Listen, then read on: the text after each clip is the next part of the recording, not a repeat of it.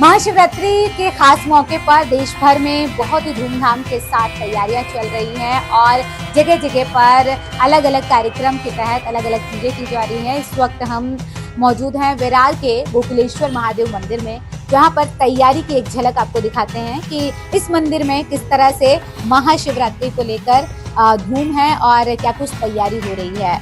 जो मंडप कहते हैं ना कि शादी से पहले जो मंडप तैयार किया जाता है, वो यहाँ पर बखूबी तैयार किया जा रहा है। कारीगर तमाम लगे हुए हैं। फूल हार यहाँ पे आप देख रहे होंगे किस तरीके से पड़े हुए हैं और इन जो है फूलों से इनकी जो मालाएं हैं वो तैयार की जा रही है। और जो साज सजावट है, जो श्रृंगार है, वो तो भोले बाबा का किया ही गया है। इसके साथ साथ जो सजावट है वो बहुत ही अच्छी तरीके से, बहुत बारीक तरीके से की जा रही है।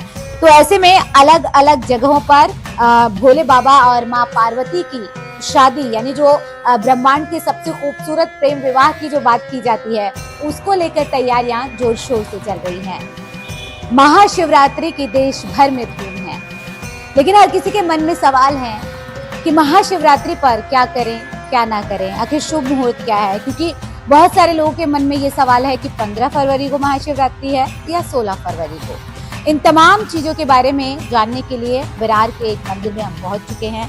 जैसा कि कहते हैं किसी भी पूजा की शुरुआत विघ्नहर्ता के बिना नहीं होती है, तो इसके लिए हम सबसे पहले यहाँ पे आपको दिखा रहे हैं जो है गणेश जी की जो ये मूर्ति है, कितनी खूबसूरत है। मंदिर को आपको दिखा दे और उसके बाद हम पुजारी से बात करेंगे कि आखिर किस तरीके से जो महाशिवरात्रि है वो मनाई जानी है। मंदिर में किस तरह की तैयारियां हैं वो आप देख पा रहे होंगे।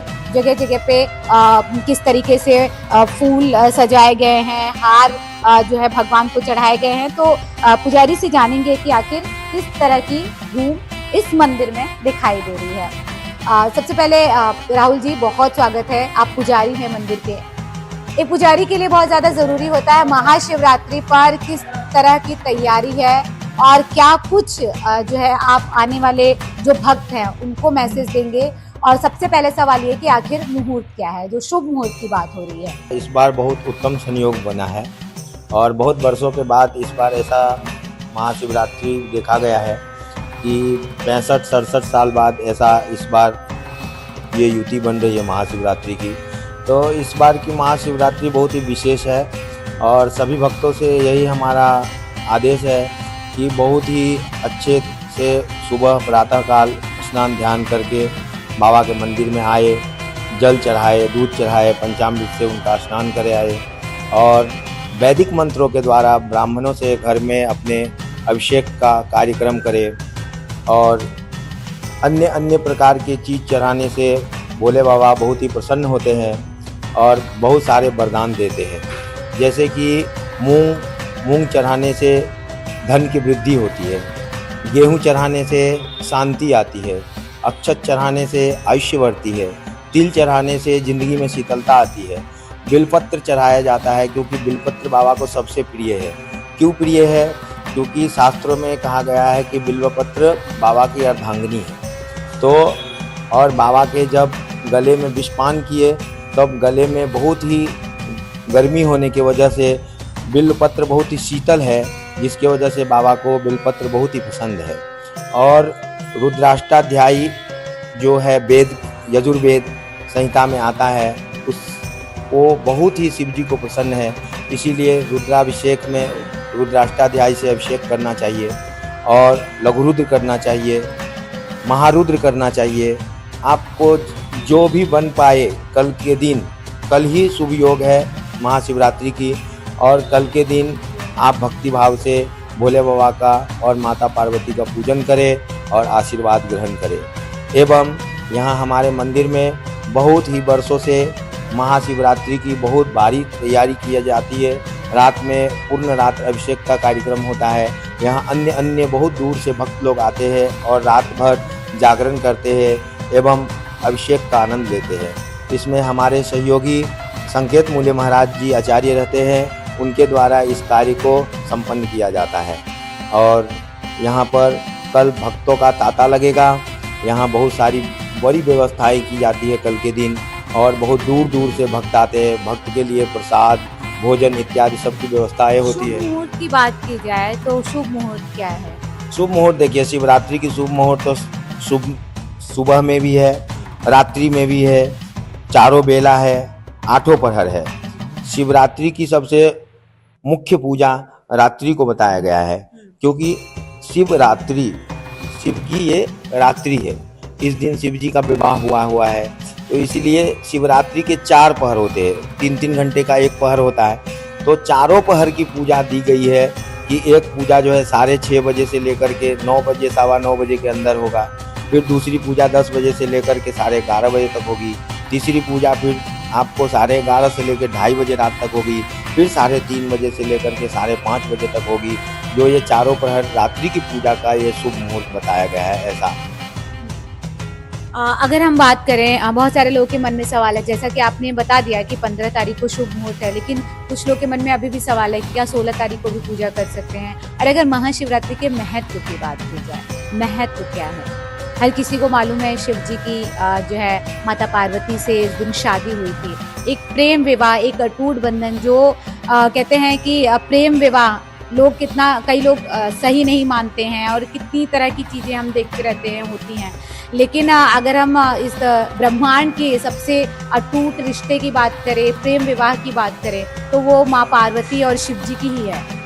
जैसा कि एक शास्त्र में श्लोक कहा गया है, अस्तुत्तरस्याम दिशि देवतात्मा हिमालयो नाम नगादि राजा पूर्वा पर्वतो निधि बगाय स्थितः पृथिव्या मानदंडे। इस पृथ्वी के मानदंड को संतुलित रखने के लिए और विशेषकर ये शिवरात्रि की रात जो है, ये इसी को दर्शाता है कि आपको, जैसे हिमालय की पुत्री माता पार्वती थी जो पर्वतों के राजा है, हाँ, तो उनसे इनका विवाह हुआ था। उस दिन से लेके अभी तक हमारे पृथ्वी की संतुलन बनी रहे, इसके लिए महाशिवरात्रि की जो महिमा है, ये महाशिव पुराण में बहुत ही उच्च कोटि में व्याख्या किया गया है। और ये महाशिवरात्रि जो है बहुत ही प्रधान है, क्योंकि ये बहुत वर्षों के बाद इस महाशिवरात्रि का युति मिला है हम लोग भक्तों को। ठीक है, चलिए हम युति की बात की आपने, तो हम संकेत जी से बात कर लेते हैं। ये भी इस मंदिर के पुजारी है, जैसा कि मैंने बताया भी कि सहयोग करते हैं। संकेत जी, जो युति की बात हो रही है, इस बार जो विशेष संयोग बन रहा है वो क्या है और महत्व क्या है? वैसे देखने जाए तो शिवरात्रि हर महीने आती है। हर महीने की चतुर्दशी में शिवरात्रि आती है, और जिसको माघ कृष्ण चतुर्दशी को जो शिवरात्रि आती है उसको महाशिवरात्रि बोला जाता है।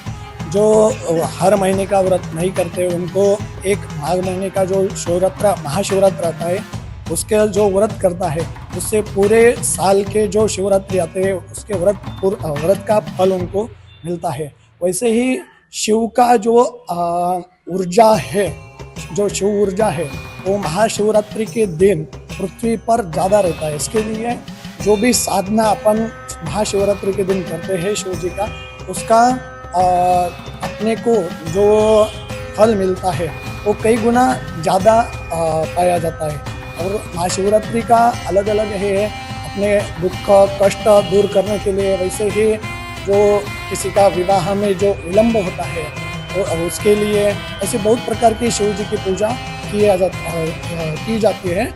वैसे देखने जाए तो महाशिवरात्रि के दिन जो शिव जी का रुद्राभिषेक पूजन करता है उसको महापुण्य शास्त्रों में बोला गया है।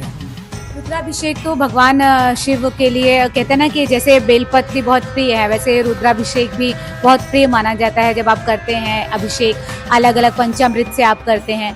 इस रुद्राभिषेक का महत्व अगर हम बात करें, क्योंकि कुछ पंचामृत से किया जाता है, अलग अलग ये रुद्राभिषेक होते हैं, उनका क्या महत्व और कितनी तरह के होते हैं?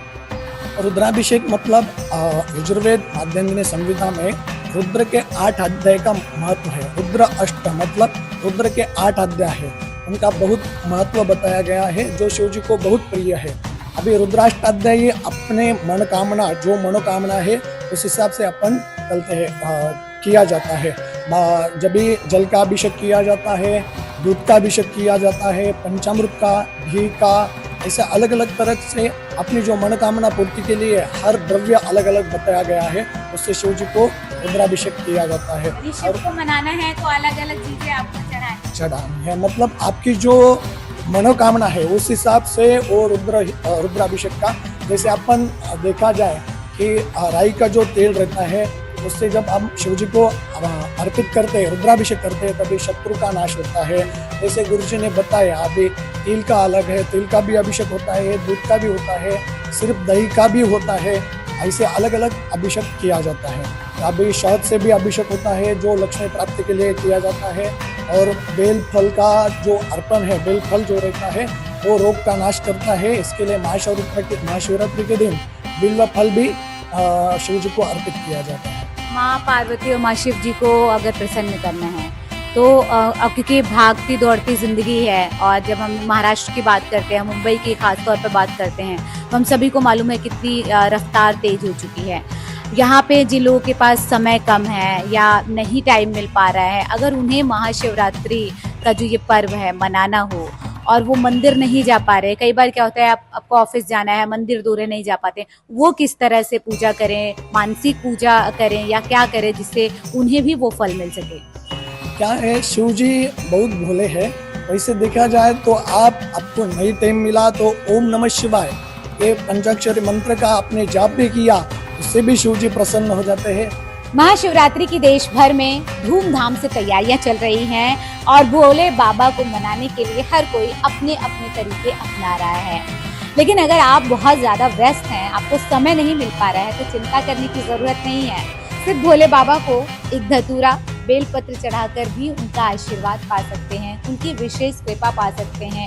और अगर फिर भी आपके पास कुछ और नहीं है, मंदिर जाने का वक्त भी नहीं है, तो आप घर पर ही 108 बार, कम से कम 108 बार ओम नमः शिवाय का जाप करके भी भोलेनाथ को मना सकते हैं। तो इस महाशिवरात्रि आप भी भोले बाबा को मनाइए और अपनी तमाम मनोकामनाएं पूरी कीजिए।